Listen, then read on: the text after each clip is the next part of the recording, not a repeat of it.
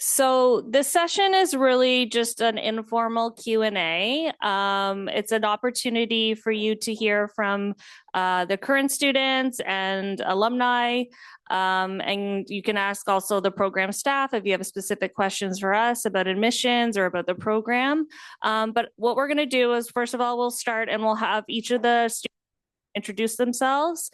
And then we will open it up for Q&A, okay?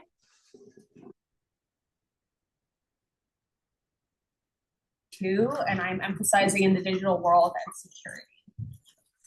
Hi guys, my name is Janelle. I'm also a year 2 MGA. I'm emphasizing in markets and digital world and security. I'm also the director of events with the MGA.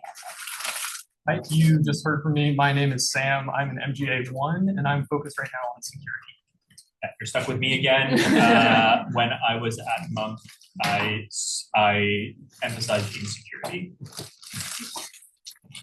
You guys already know. I'm Michelle. If you guys have any questions regarding anything I said, feel free to ask for more details here. I'll be happy to answer any questions you have. It's your turn now. Someone has a question. Thank you. Hi, all of you. Thank you for being here. I was just curious where all of you see your career within the next 5 years or so. Huge question. Really low key. I ask myself this question all the time. For me, the dream is government relations at a tech firm. So far, my focus is very much AI and digital policy. And I think a lot can be fixed. So hopefully that's the dream, is that I actually can fix it. Realistically, my plan is to throw a bunch of darts at a board and then see what happens, but that's the dream.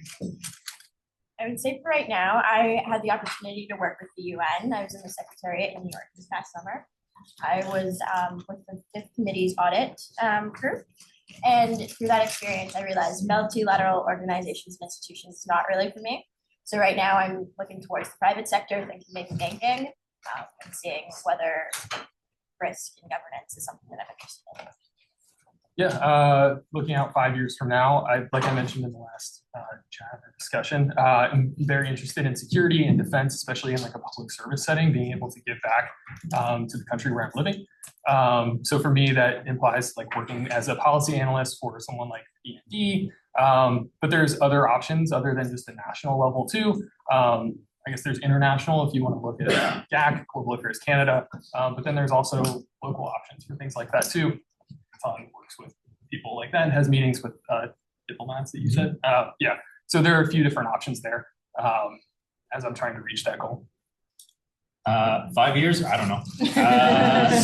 I've never known. I am, to the core of my parents, I've never been a 5-year plan person.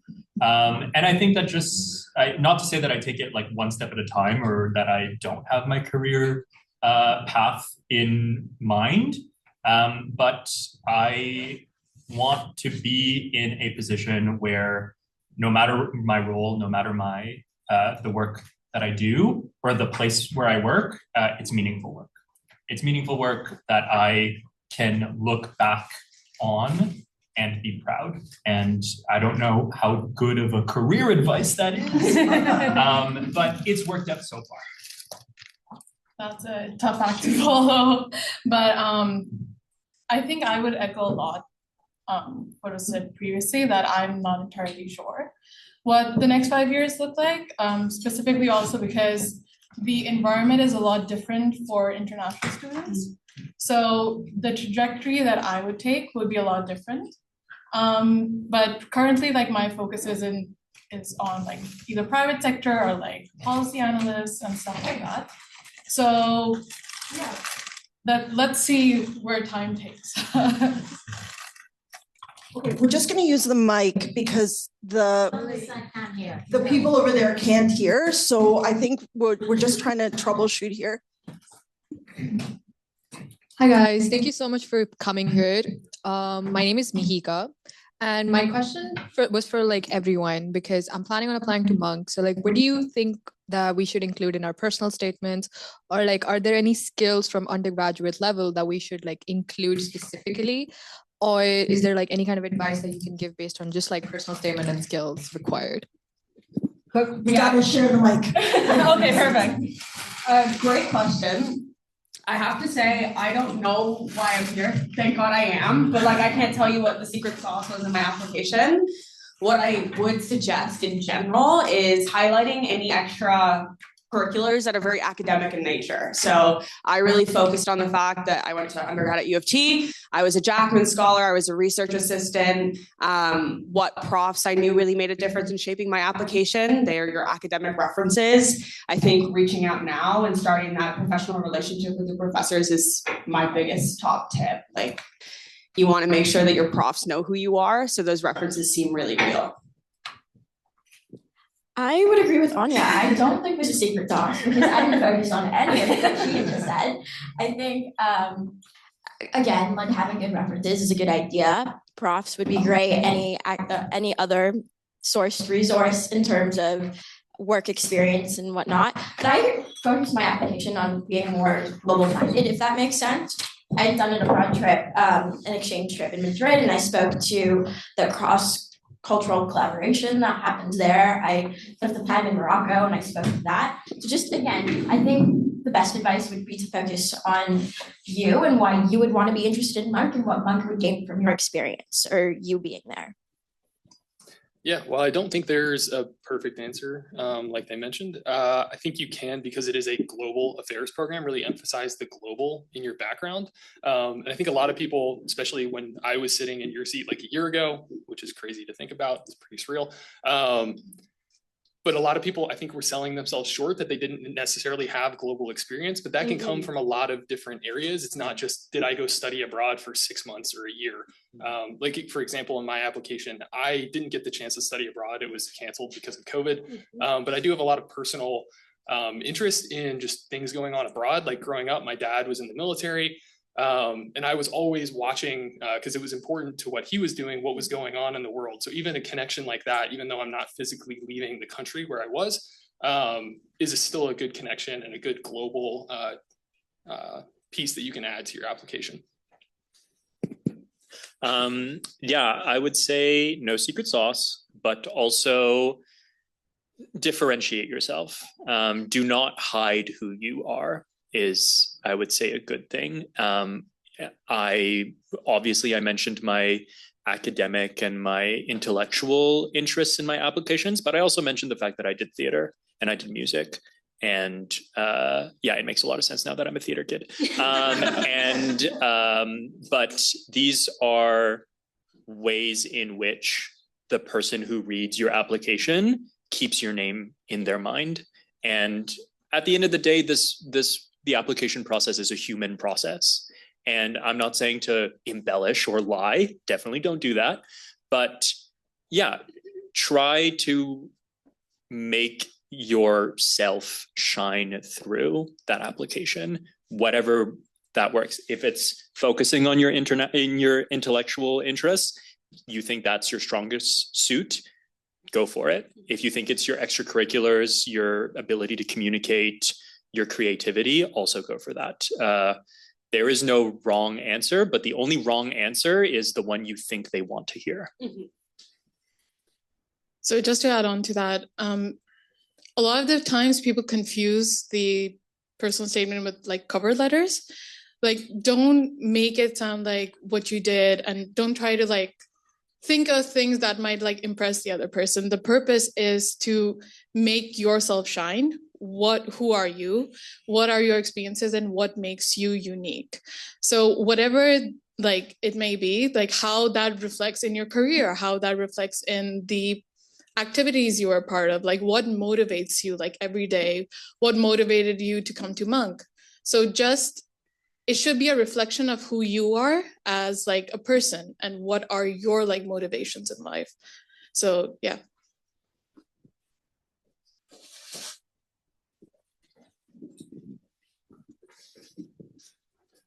So I guess it's, can it be for a specific person?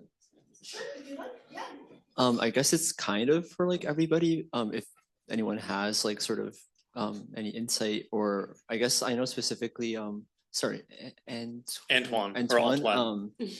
I know you did like I believe you said your internship was like in global development. Yep. So I'm just sort of wondering, like, I know I do, if I remember correctly, that wasn't your emphasis, but I'm sort of wondering, like, what are your thoughts on like the global development aspect of the MGA, and if anyone else has any sort of like insight or perspectives on that, I'd love to hear more. Thank you so much. Yeah, don't get me wrong. If I didn't do security, I would have done global development. It's very cool. And now I work in neither, right? So it shows. Yeah, I didn't name the org back then, so I will name it now. So I worked at this NGO called Catalyst Plus, which is an international development NGO that worked with local businesses in global South countries, and we would send them funds to help them develop their business. And then my job was to speak with those local business entrepreneurs and then write a report on how our funds directly benefited them and how they have grown their business and their livelihood and their community. So again, very meaningful work, even though it wasn't linked to what I was studying. And then another thing, if I may go on a quick tangent, what got me that internship was the fact that I speak French. And so this is the thing that I wanted to say in the last session, so I will say it now, and I'm very happy I can say it now, is learn another language. If you are at 1, get to 2. If you're at 2, get to 3. It is so unbelievably important. And even if you just have a basic understanding, like I'm not saying that you get your C1 certification or whatever, like just being able to converse in a different language, either with your boss or your coworkers or a client, is so incredible. And I know for a fact in my own personal degree and my personal capacity, and I'm sorry, I'm going off topic, but in my own personal degree experience, not this job, but the job that I had before my current job, I know for a fact that the person who was in competition with me had more impressive credentials than me. But the difference maker was that I knew French more than the other person did. And my boss told me that. So if there is this practical aspect, especially in a Canadian context, especially in a global affairs context, like learning another language or pivoting off of the language you already know is so unbelievably important. Just to add on to that, I also worked in global development this summer, but in like a very specific way. So I actually did AI innovation at the UN within the Office of the Coordination of Humanitarian Affairs. So even the umbrella term of global development seems quite limiting. I think that when you think about what the options are, it's working at a not-for-profit, doing fund disbursement, but there's plenty of options, and it's an innovating field as well. So like there are things that don't immediately come to mind in like the arena of global development that are absolutely within it. To speak more specifically about global development here at the Monk School, the practitioners and the professors that we have here are unreal. Like Wilson Pritchard, he will be in theory, your first year lecturer for global development, half of the course. I never thought that I would be interested in international tax development code. The way, I'm not kidding, like he introduces himself as like this global expert in international tax development. I thought I couldn't care less.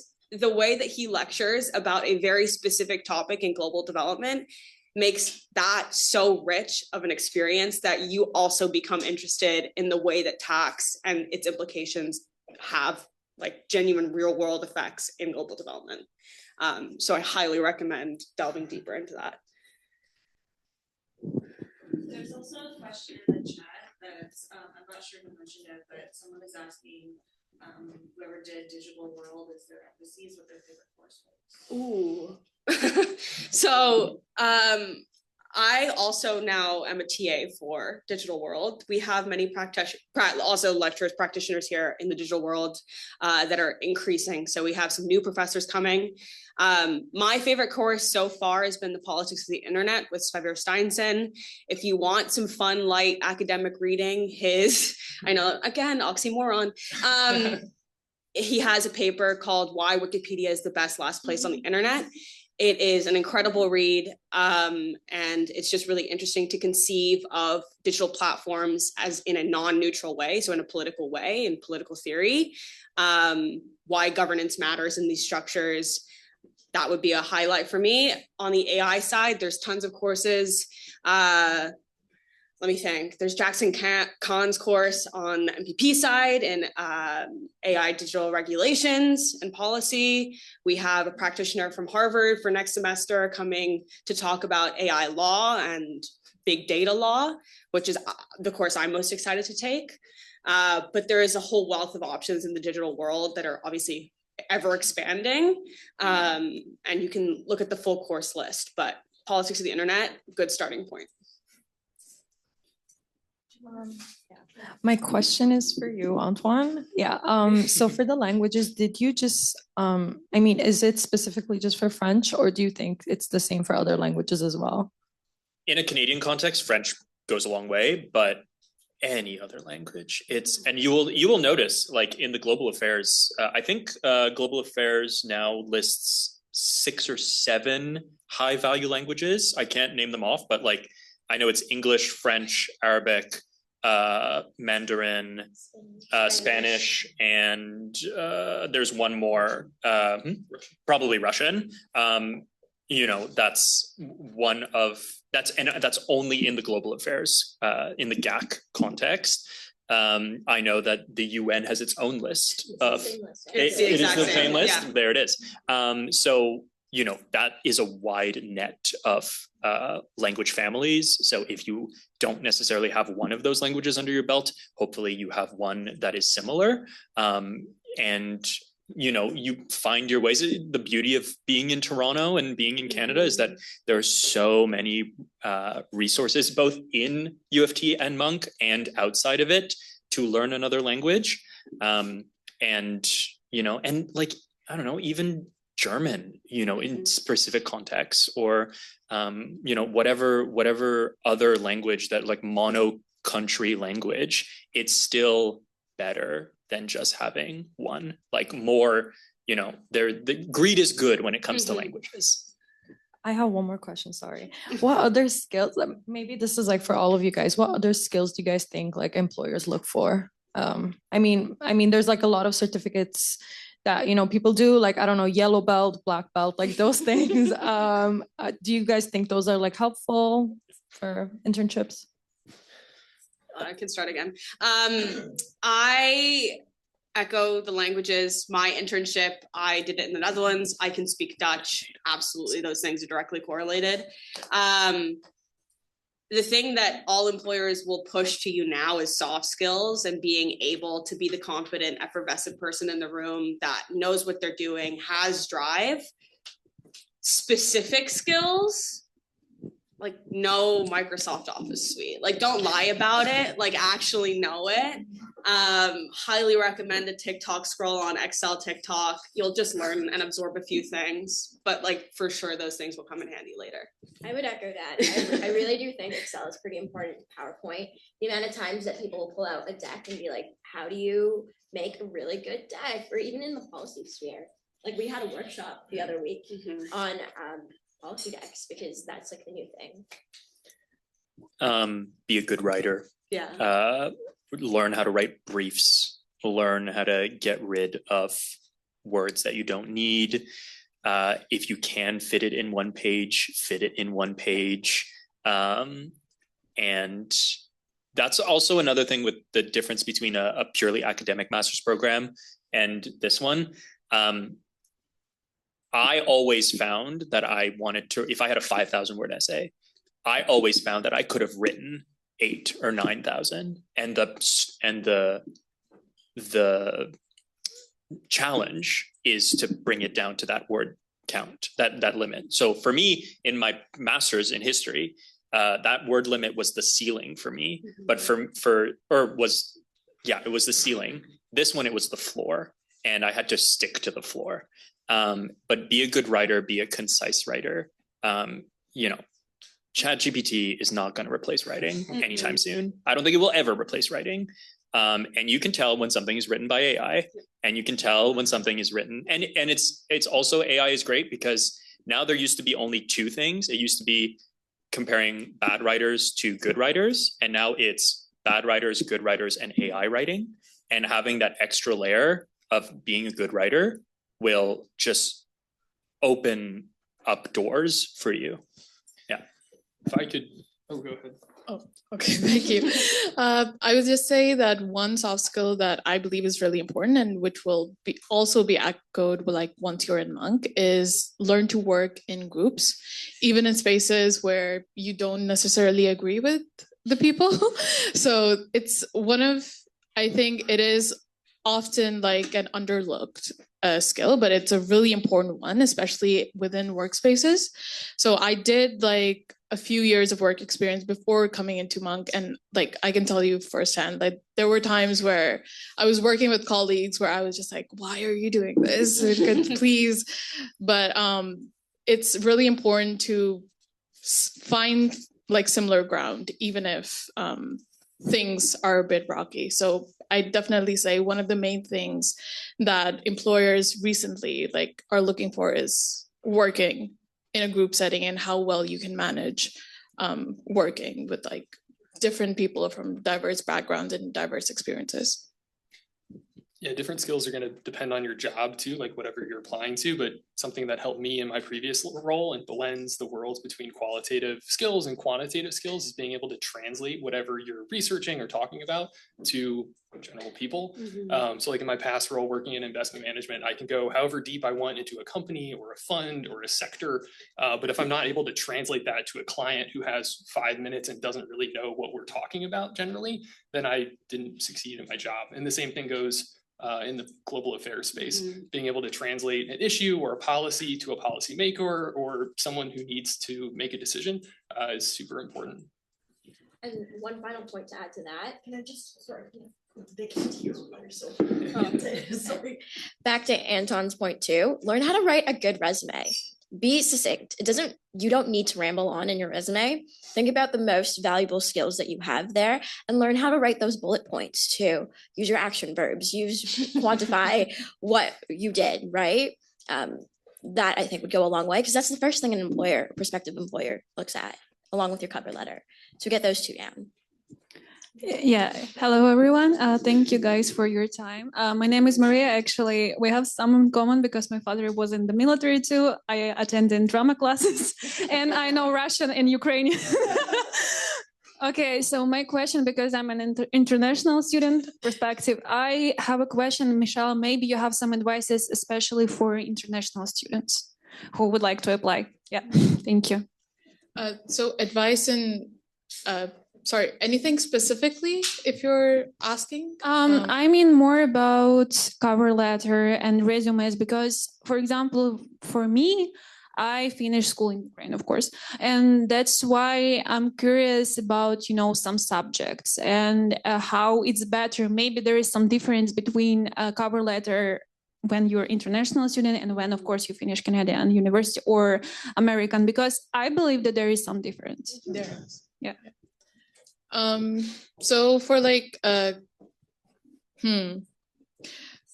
think what makes you like stand out, either be it in cover letters, because the program team and everyone knows that you come from like a different background, like you studied in a different system. So like the format is not something that you'll be judged on. It's what is written and how it's like presented is what will be looked at, basically. And I'd say that being an international student is in fact a perk because you know how different systems around the world work. And when you feel like certain arguments are gearing more towards like how North Americans think about stuff, how it's thought within Europe, you're like, okay, let's like dial it back a bit and go, what about these countries that I come from.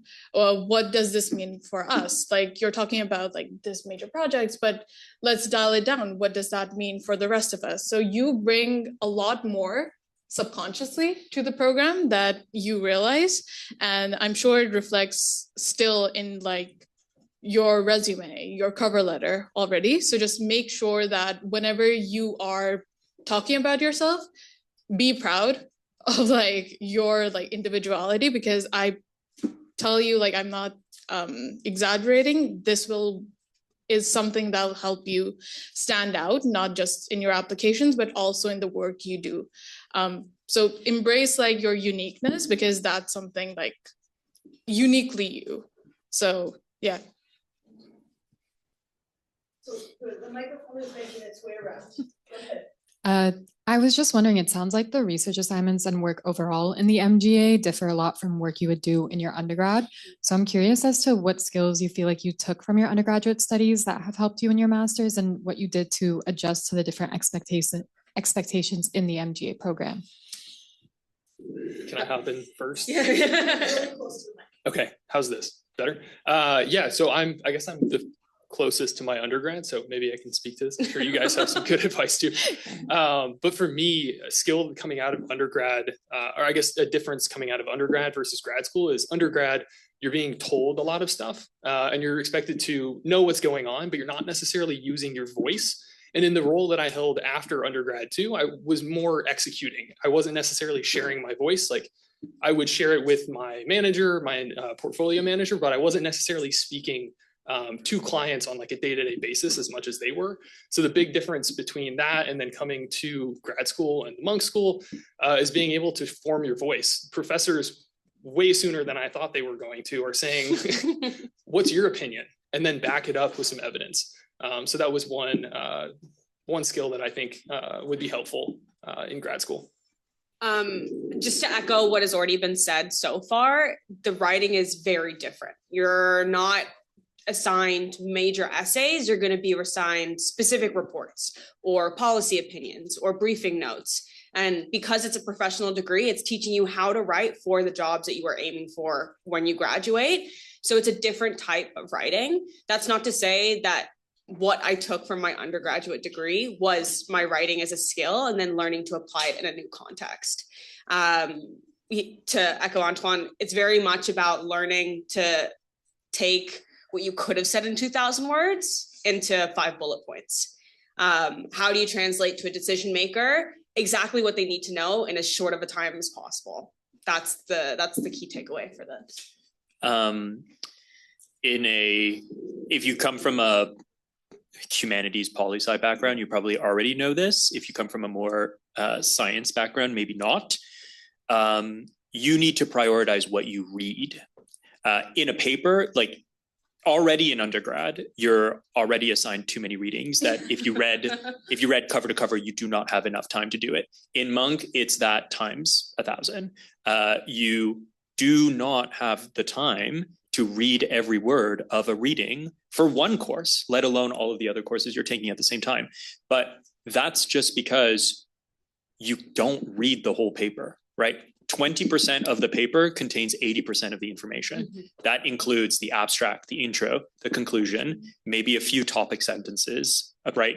Read a couple of the sentences after a bolded headline or a bolded subtitle, right? So with regards to what in my previous master's, right, I was expected to read 5 to 6 history books per week. You can't do that, right? But you do it in the sense that you don't read every chapter, you don't read every word, and it's a skill to identify what is worth consuming when you are reading. And I think that holds true from undergrad to Monk, where Monk they bombard you with information and you have to develop the skill to recognize what information is important, and that directly relates to your job. Turning a multi-generational problem that a certain community has faced into a one-page brief for a deputy minister, right? That's the role. there's the joke that said, you know, I didn't have time to write a short speech, so I wrote a long one instead, right? Cutting information down, knowing what to read, knowing what to write.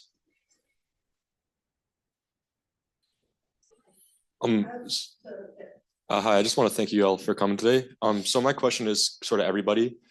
I'm just wondering if you already knew the concentration that you wanted to get into at MGA, and if that helped shape your motivational personal statement, or if you just made a general statement and sort of decided on your concentration after you came here. It's a great question. I actually can't remember. I think I spoke generally just because I can't remember. Like that, I think is my answer for you. But I do think that I had underlined my personal statement with my current research directive. So what was making me tick at the time, I applied that to my personal statement. I think I could add here just because it's so recent. In that case, like we said before, there's no perfect answer. It's going to depend on your situation. But in mine, I knew I wanted to focus on security. So for me, that meant going through, looking at the specific labs, the specific SLIs, classes, even professors. Like I went and bought a couple books and read what the professors had read or had written. So getting to understand like what exactly those different aspects were at the Monk School that I could plug into, and then mentioning those in my essay, I think goes a long way, but I don't think it's required. There are other ways to do it as well.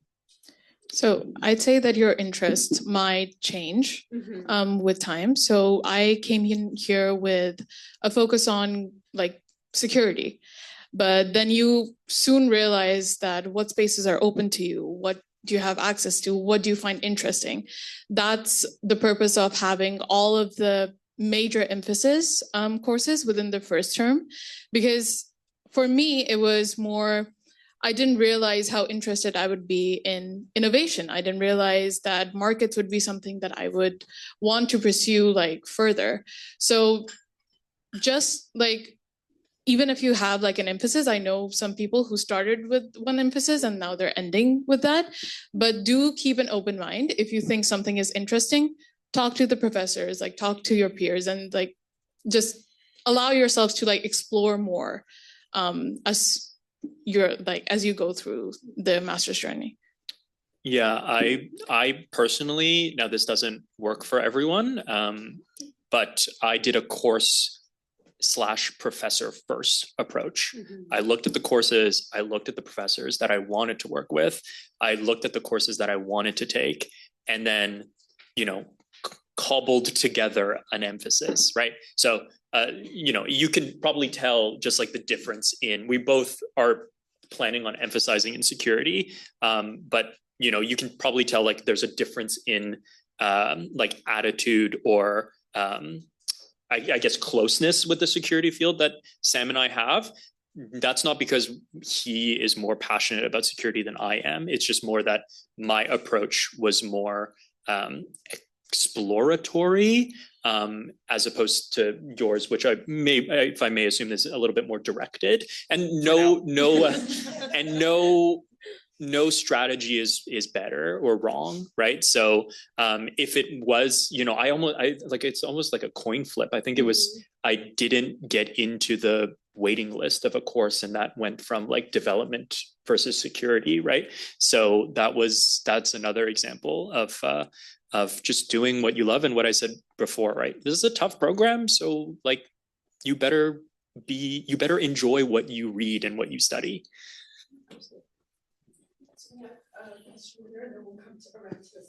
Perfect. So once again, I'd like to thank everyone for spending time doing this today to talk to us. My question is for anyone who wants to answer. What is something you maybe would have done differently, or a mistake that you felt you made either during the application process or during the early part of the program, or maybe even the later part of the program, if you want to jump to that?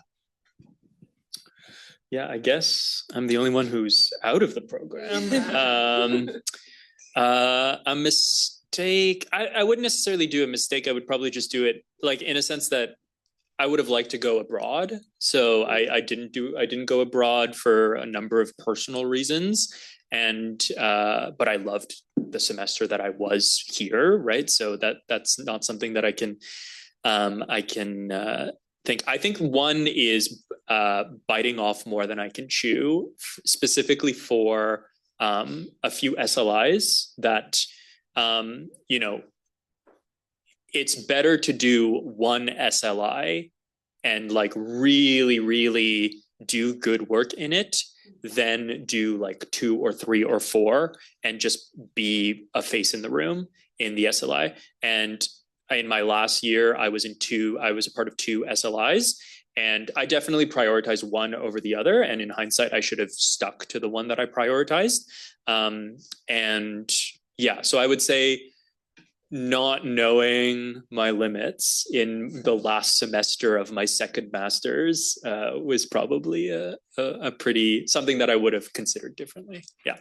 Okay, so I can speak to once you're in school. I think Monk's blessing and curse at the same time is that it's an abundance of opportunities, and that's why you have to be so specific with what you want to do. But also at the same time, you want to make sure that you're trying every opportunity, because there are things that you might know not that you would be interested in, like case competitions, right? But that's not to say you do every single case competition. You be strategic with which ones you're going to participate in and which ones would bring out those skills that you would like to develop. Same thing goes with attending, like we have seminars all the time with different people from different fields. So be intentional about which ones you choose to go to. That also means that maybe sometimes you skip a class, but understanding that that class time will come back later. As long as you're on top of your projects and your work, you will make everything work. Hi, so my question is more like course content related. So I was wondering how diverse the geographical scope of the content is, and also how diverse the perspectives that are taught are, especially in areas of human rights and conflict. I can kick us off. I have a very specific example.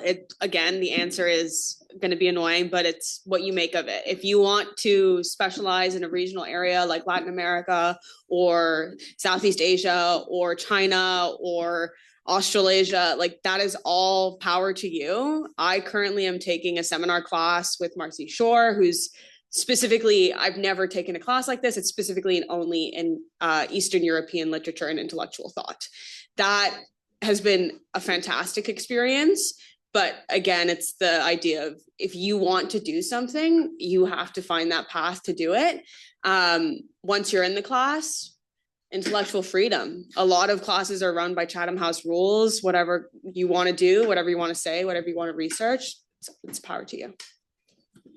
So I'd say like in a lot of the courses, I felt like that there was a lot of focus on like North American issues, but there's always free space where you can talk to the professor and like integrate more like international like cases. And it's a very like, I'd say an active core system in that regard, that some professors are willing to like take because the only reason it's more like Canadian based sometimes is because a lot of the times when you're learning about briefing notes, that is an area that a lot of the people in the class are familiar with, while some like students might not be. But if you want to, it's always like an open conversation, and that also depends on what courses you have. So let's say in development, you would have a lot more international like cases that are being discussed and taught. So it really depends on like what the course is and where you want to go. And if you want like more international like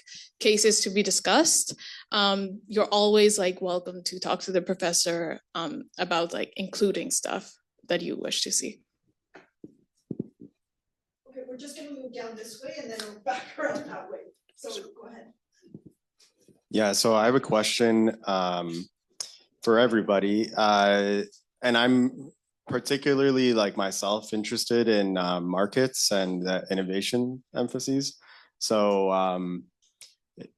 I'd like to hear from you guys if you have like, I don't know, you could pick a class like whether it's like interesting or your favorite one or something like that, and tell us about how like the class works, whether it's a seminar, like what kind of assignments are in the class, just how the class works. And like I said, yeah, so I'm interested particularly in markets. Yeah, I can hop in here. So the class I'll bring up is development, which people have mentioned. It's just a first year core course that you take, and it walks you through the issues that are facing the development space today. But to tie it back to your markets specifically, you can tailor the course to what you're interested in. And actually a theme throughout the course itself is that yes, development is great and we need health, we need education, we need all of these different aspects that can improve the lives of people and populations and countries, but all of that stuff has to get paid for. So a lot of the course actually goes into what's the role of innovation, what's the role of markets in actually funding that development, which is a perspective that I didn't think would be in that class. And coming from a investment background has been a very interesting perspective.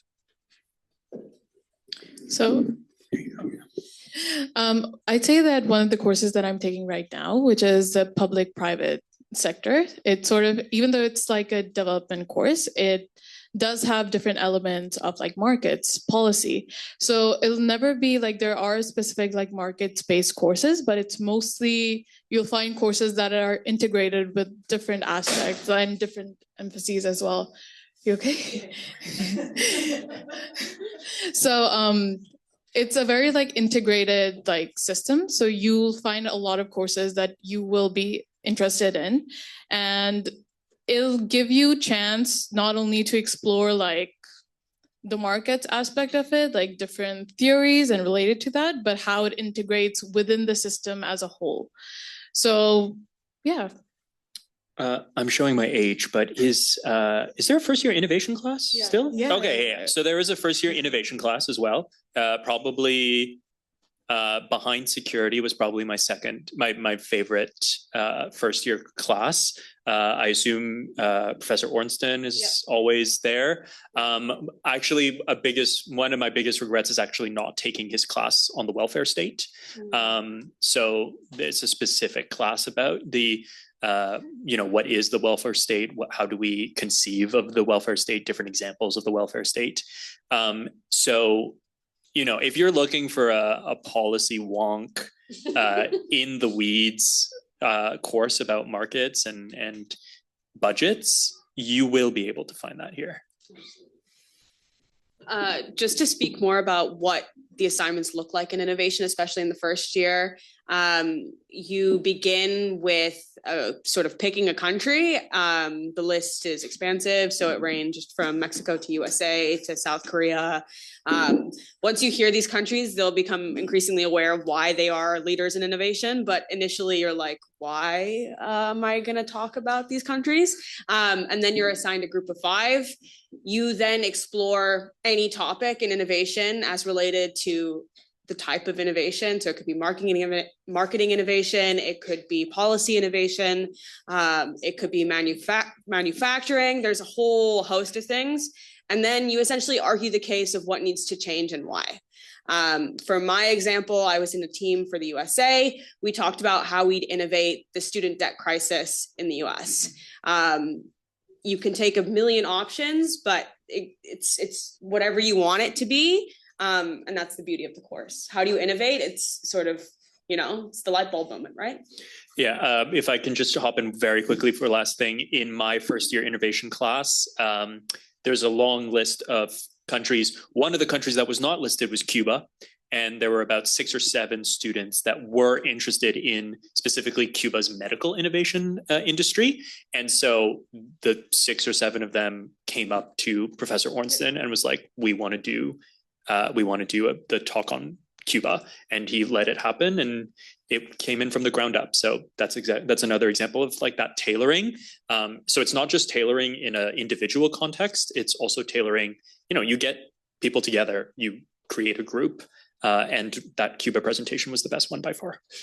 I wasn't in it. I just want to, while we're on the subject of, sorry.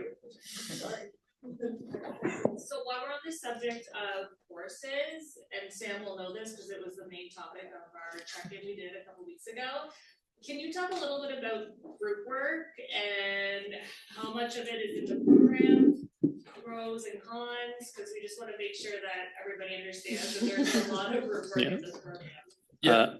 No, you go.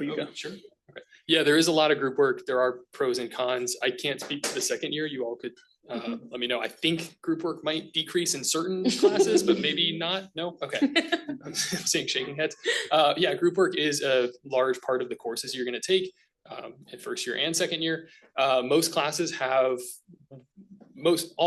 one, some classes have two, sometimes maybe even three courses. I think our innovation class, maybe 80, I think someone said 85% of the assignments are group-based.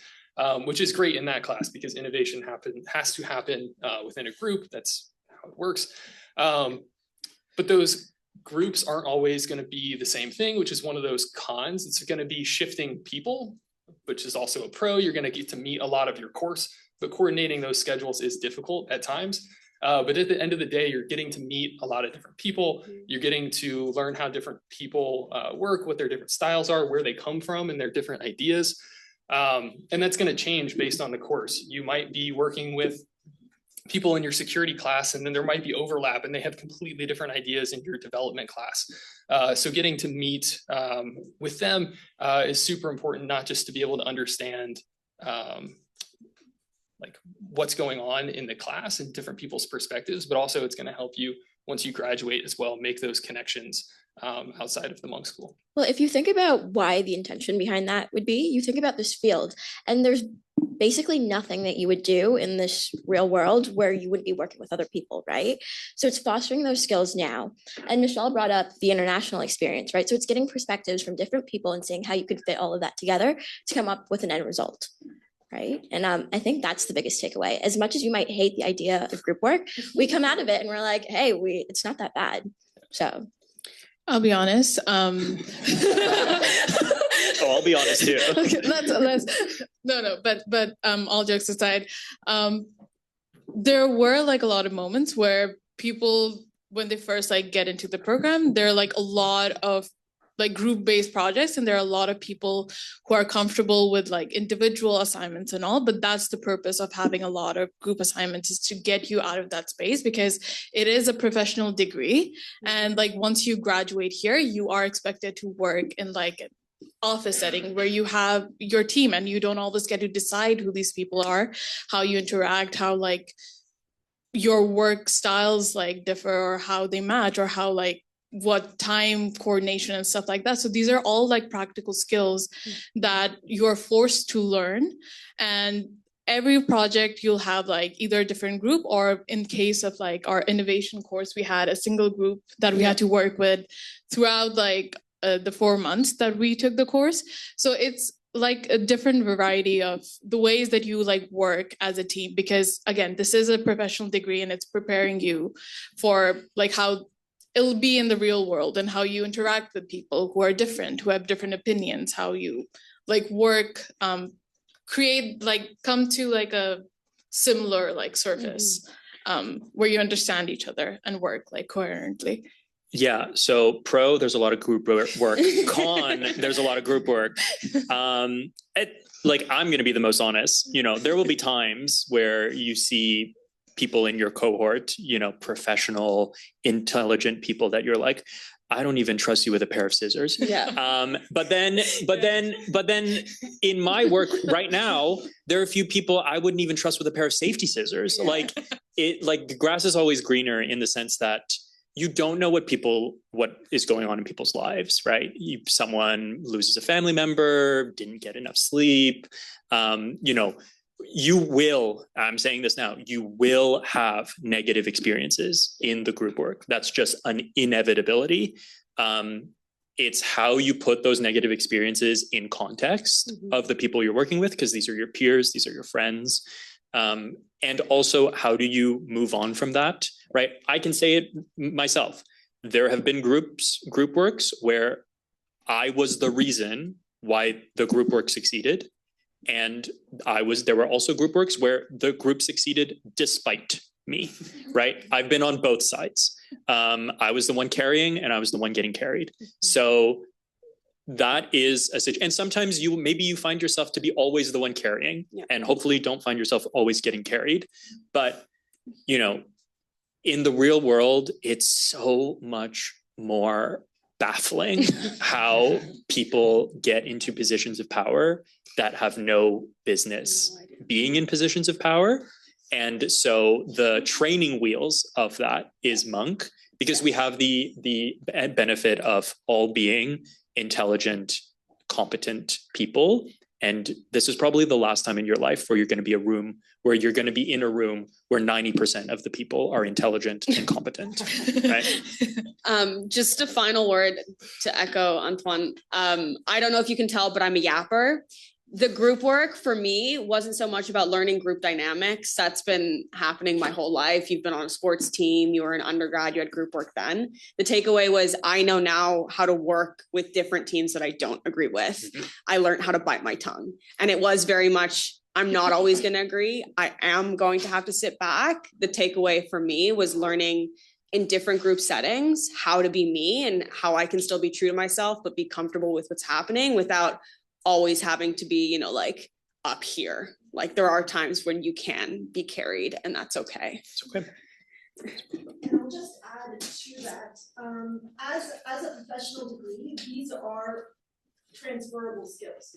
So you're going to do group work. It's probably not going to be called group work. It's going to be called something different in the real world. But you're bringing those skills. Sorry.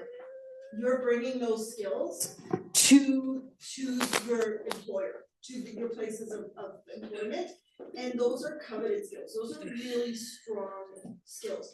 You got to work and sweat for them, but they're good, solid skills that you bring into the professional world. Yes, thank you. I was wondering if any of you can speak on the collaborative specializations of the school, if any of you have completing one, maybe your peers, if it affects the course load in any way, and what's the worth? Remind me, I didn't do one, but yeah, I think that's a Megan question. As Megan questions are going to be a staple in your years here. So I should know collaborative programs or specializations don't add to your course load. So we will count any of the courses that you take as part of it as your elective requirements. You still have to do at least one emphasis. You're required to do an emphasis, but that's only 3 electives. You have to take an additional 3 electives. There's 6 electives in the MGA overall. So if you're taking courses as part of a collaborative specialization, you can use those as your other electives. Sometimes if you're doing the environmental studies collaborative specialization, you can count some of those courses towards the climate policy emphases. These are discussions we would have in program, but the idea is that taking this collaborative option does not add to your degree requirements. Just add one thing about the internships for the collaborative specialization. Sometimes during environmental studies, for example, it has to be specific to that in your internship, and that can be challenging because the internships you want to kind of cast your net wide, so just be prepared that it can add an element of challenge to internship, the internship component of the course. So we're just making it right. Okay, hi everyone. So I'm not from like a political background. I'm more so from a socio-anthropological background. So I have a question. Since it is a global affairs program and group work is a big part of it, how do you kind of manage through disalignment when it comes to different approaches to global affairs or geopolitical, issues? This is what I meant by biting my tongue. I'm a big believer in getting my way. I'm sure many of us in this room are. It's a classic trait of people who believe they can be global leaders. Sometimes you're just not going to agree. You're not going to meet in the middle. You're on diametrically opposed positions. That's just a reality of working in policy, unfortunately. There are just different perspectives and different ideologies, and there's no meeting in the middle with those facts. Have I confronted that in my group work? No. Quite often, the directives of the group work are quite clear. There is a clear end result that's necessary. Driving towards that end result means that a lot of the time, discord in the group or dissatisfaction with certain group members' work, it's more so about the quantity of work they're producing or hitting timelines, essentially being a good team player rather than the content of the work. So I know a lot of my colleagues don't come from like a poli-sci background, and I know for a fact that I've heard from them as well that the way the course is handled is that they start from ground zero in a way that you are not confused on like the context, what is being discussed, what does this mean for like what we're discussing or just generally overall. So you wouldn't be lost at any given state. And if you are confused, you can always like go to the professor about it, but there are no like technicalities that are being used. And even in a group setting, as Anya said, there are like the way the course is like structured, you wouldn't feel lost once, let's say, you find your first assignment. So you would know, like, you would have the relevant backing to support the assignment. You'd know what the expectation is, and you'll be able to align with your group members, or you'll be able to align with the concept itself fairly easily. But there are resources if you still need more help with regard like understanding and everything. The professors are really helpful, and they meet with you in office hours, even this like in other hours that if you want like more time from the professors, they're always their doors are open to all of your questions and concerns. Don't discount your background if you are not from a poli-sci, right? You said socio-anthropological studies. What are we in this room right now? People, right? I think also something that we have to remind ourselves, the same thing in medicine, like doctors don't treat diseases, they treat people, right? We don't treat policies, we don't serve states, we serve people, right? So in a specific anthropological aspect, that's something that you can shine. From a historical background, from an economics background, we have to remind ourselves that people are affected, people from different backgrounds, different values, different religions, different whatever. And so the beauty of it is that, you know, the onus is on you of bringing your background, because your background will supplement someone's lack of knowledge, and your lack of knowledge will be supplemented by your teammates and by your classmates. And then very quickly about the group work, about the biting of your tongue. If I can share just one story, which was I was in a group, we were at a crossroads where we had to choose which presentation to do. And this was like really, really different, like night and day different. And I knew for a fact that the option that I wanted to take was the better option. It was going to lead to a better grade, because when we went to office hours, the professor like pretty much did everything but blurt it out in front of us that this was going to be the option, but the group chose to do the other option. And we got a worse grade than we would have gotten. And look, the sky didn't fall down. Yeah. I'm here. I have a job. I have a burgeoning, nice career. Yeah, it was annoying for those 3 weeks. And, you know, I wanted to throttle those people, but I'm still I still have great talks with them now, and they're now my friends, because that's what's more important, right? It's the connections. It's the fact that I can still consider them my friends. And, you know, stuff happens. So. Hold on, let's answer some questions in the chat. So this question is specifically for Sam. Daniel writes, I'm curious about your perspective on joining a program where many in the cohort come from more traditional arts and science backgrounds. In your experience, where did your unique background give you an advantage, and where did you find the biggest learning curve?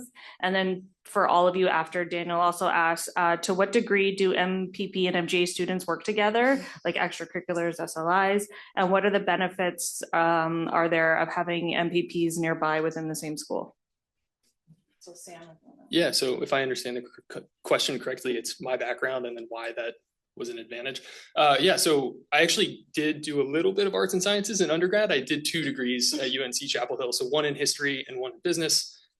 One was for fun and one was for a job. I'll let you guess which one was which. Although Antoine turned out okay with a history degree, so maybe I was wrong. And the history definitely kept me sane from looking at spreadsheets all day.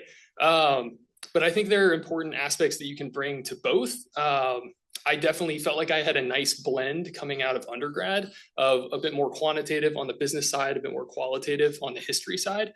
And then focusing on just finance for 3 years really strengthened one side of my brain, and I felt left the other side weak, which is something that I wish I had changed before coming back to Monk, because now I'm in that phase of shifting it back to more of a qualitative side. Like I said, being able to express my voice and being able to write papers again instead of just brief memos or emails to clients or an investment brief. So there are pros and cons to both. And you really just have to see, especially depending on like what you want to go into. If you want to go into markets, having that background is going to be great. If you want to go into writing policy briefs, you definitely need to lean a bit more on the qualitative side, but they do go hand in hand with each other. And do you want to talk about the MPP? Yeah.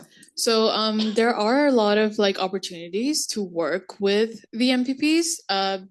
For example, the MGSA, which is the MGA Student Association, which I'm the president, Anya and Janelle are directors.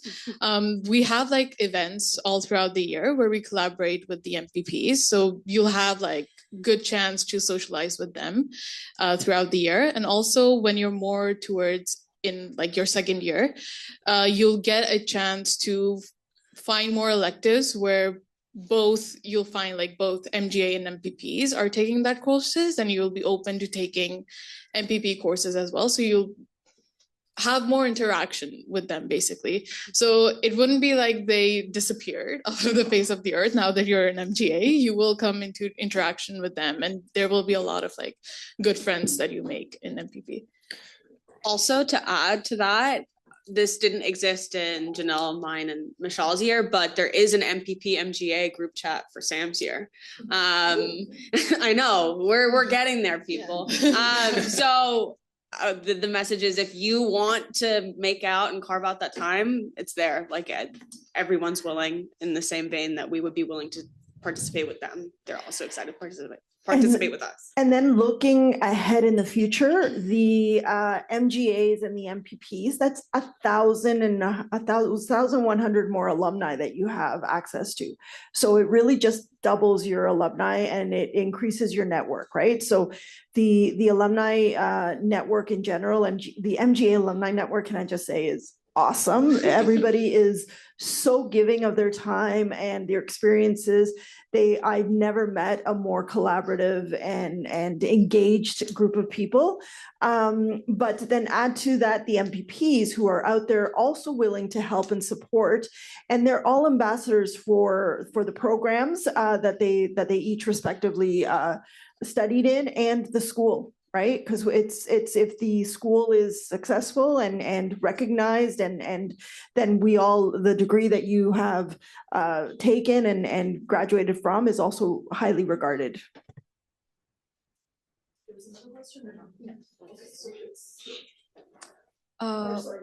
Yeah, my question was for Anya and Danelle. You said that you worked at the United Nations. And is there any kind of skills that are required for that? And additionally, you also said that you would not work at the United Nations. So was there any kind of reason behind that? Maybe I will go first. Skills to get there. I think it goes to any type of skills you're developing when you're applying for a job and internship. Are you going to focus more on your qualitative skills? Potentially. Again, it depends on your role.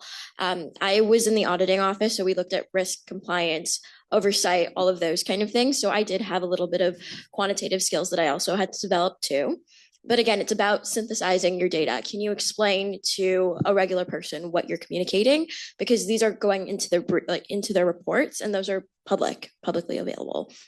In terms of why I do not want to go back to the UN, I think that just speaks to the bureaucracy, and that's something that I'm not truly interested in. It's very slow moving. I'm sure none of you are surprised by any of that. And I think I just want something that's a little more fast paced and turns out like actionable results in a reasonable time. So same thought process for skills. I had that AI internship. My job was pitching down high-level AI research for humanitarians. So essentially, how do people that disperse aid understand AI? What can we provide for them? So again, it was about taking high level information and whittling it down. Were there any specific skills? No, I think in general, like I had an interest and a lot of my research is geared that way. Why wouldn't I return? This summer was a unique summer for the UN. I don't know if you guys have been following. I think that frames the experience a lot. And I think I'm looking for a little bit more stability as I head out into the world of careers. The UN is not known for early career stability. Yeah, thank you so much for being here today and for your time. My name is Eugen, and I've studied global health within like the life sciences stream at U of T for 4 years. I'm just taking an additional year to study some poli-sci courses before applying to the Monk School for MGA. I have like a specific interest in the security focus. I guess my question for you guys is whether your initial studies, whether in undergrad or any other institution, is whether it's like traditionally tied to global affairs or not.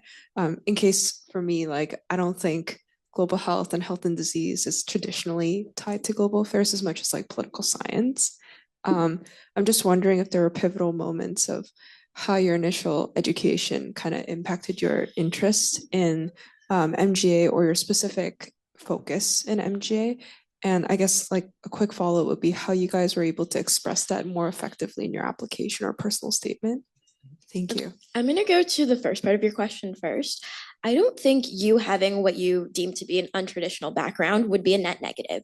We were speaking about this earlier, but truthfully, it's more of a strength than anything, right? It's not going to limit what you're able to do in this field. And if anything, it might open doors for you because you have expertise in areas that some of us don't.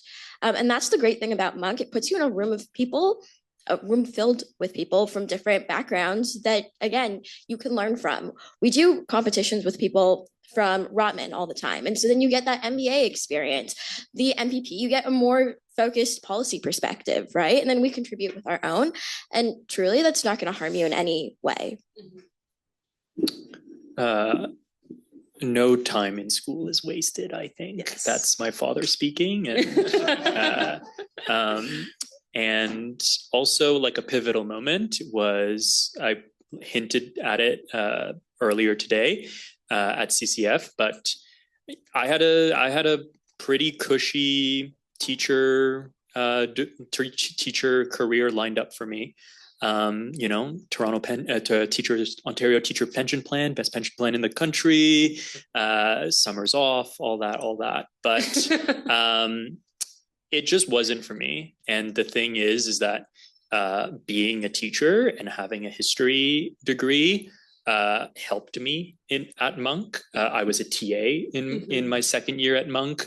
I was also a TA in my first year of Monk, but not in Monk for a history course at U of T.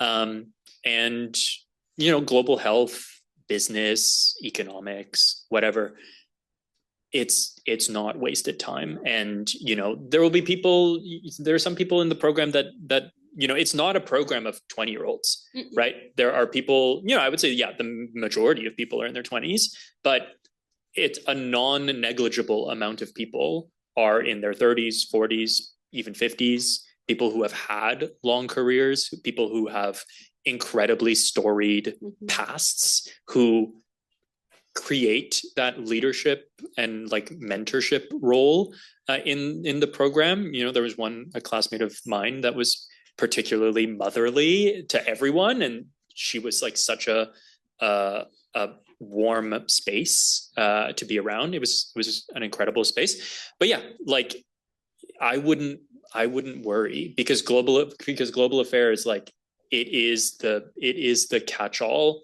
It is the catch-all term. Global health, like healthcare is like the center of most policy budgets, right? Like what do we cut from healthcare to pay for other stuff, right? Or what do we keep in healthcare and what do we give up, right? So I would say other than clown school, I think there's like no other background, but even clown school, it could be useful in certain cases. there's no background that I would say is a bad fit for the MGA as a background. And in terms of specifically incorporating that into your application, as long as you're able to connect the dots between one and the other, like we've said before, like don't hide a part of yourself that's super important. Just make sure that there is some sort of connection that shows that this is a step on your path to the monk school and whatever you want to do afterwards. Thank you. So I think we have time for 3 more. We have these 2 and then you. And then because also we've been sitting for a really long time, I think we'll after these 3, we'll just break and then you will stay around for a little bit longer, even just to talk and at least get many of your questions answered. Hi, thank you so much for all that you've contributed and answering the questions. I think it's very insightful. My question is more admissions based. So I'm curious how many students are in the MGA program? And then out of that, how many students do exchanges and what is the process of that like? So we typically aim for a class of 100 a year. So we get over 500 applications. And typically accept, I want to say like 250 students to get a class of 100. In the cohort right now, I believe there's 180 total split between year 1 and 2, and I'm also including dual degree students in that. For exchanges, I probably like 20 students a year apply to go on exchange. Maybe half of that end up actually going because it costs money. And you might decide that your interests lie more in what Monk is offering in the fall than what like Sciences Po. But the process is, and anyone right now could go on the Learning Abroad website for U of T, and they have a really fantastic database where you search for graduate programs. Like if you just want to see, okay, what countries have graduate programs that I could go on exchange for, or you can search by country. So if you're like, I really want to go to Mexico, you can search by country and see what universities are open for exchange. And then there's a formal process during year 1 where you would apply through us first and then through Learning Abroad. But we have a workshop in the fall of year 1 to go over all the details. Thank you to the panelists and to the staff. I guess my question is to either or actually. So what advice would you give to a prospective student, MGA student, who hasn't had a linear career trajectory? And I'll give a background or I'll give context why I'm asking this. So I have a master's degree in natural resources management and a postgraduate certificate in project management. However, I did work for the United Nations, actually, UNEP to be specific, United Nations Environment Program, which actually is world headquartered in Kenya because I'm Kenyan. But then I relocated to Canada 6 years ago and I had to switch my career trajectory completely, again, I did have the Canadian experience. And so I had to start somewhere else. Right now, I'm in the finance industry. I work for Scotiabank as part of their global wealth management docket. And so my interest in global affairs really is just trying to correlate all of these into the global perspective and, with the policies and stuff. So then with that in mind, what advice would you give someone who has pretty much been almost everywhere and there doesn't seem to be a linear to how do you focus on a specific career industry? Thank you. I can start. Again, something that we've been saying like throughout the panel is that no experience is wasted here. So even if I talk about myself, I've worked for like the development sector, I've worked for the education sector, I've worked for like the farming sectors, I've worked with farmers, I've worked with low-income household individuals, with like low-income household students, teachers and whatnot. So these experiences built up on like what you can bring to like the classroom, what you can uniquely bring to the degree. So what you just highlighted is actually like a plus point in my books, because you have like different perspectives on how you see, like if there's topic A, you expect the majority of the room to think of it in a very particular like policy, political science based like format. But because you have like such a rich experience and you've been like on the field, you've met with these people, you bring an experience that not a lot of people would carry, and that would add to the richness of like the learning process. So I wouldn't say that that's like a limitation at all, that I'd say that's like a benefit to you. I think your skill of being able to be flexible and change is also something that you could apply. It sounds like you've made a few different career transitions and you've been successful in all of them. It sounds like I've only made one and I'm not even done with it yet. So maybe half of one, but it sounds like you're on the right track, and being able to take that and use those different experiences as evidence that you can make another career change is going to be important too. I'm just going to say something on the career service side of things. That's part of the learning we do in year one and year two is like, what is your narrative and how are you framing it to anyone who's listening, especially in a job interview?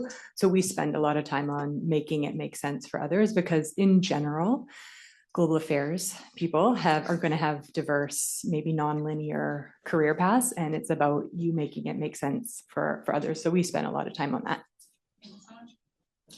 My question is about the dual degree. I don't think anyone here did it, but I'm just kind of wondering how the courses translate. I noticed like you'd be in your it'd be the second year, but a lot of the courses are level 1 of the program, and then how that works with like the cohort and also just general experience and response from students who do the dual degree.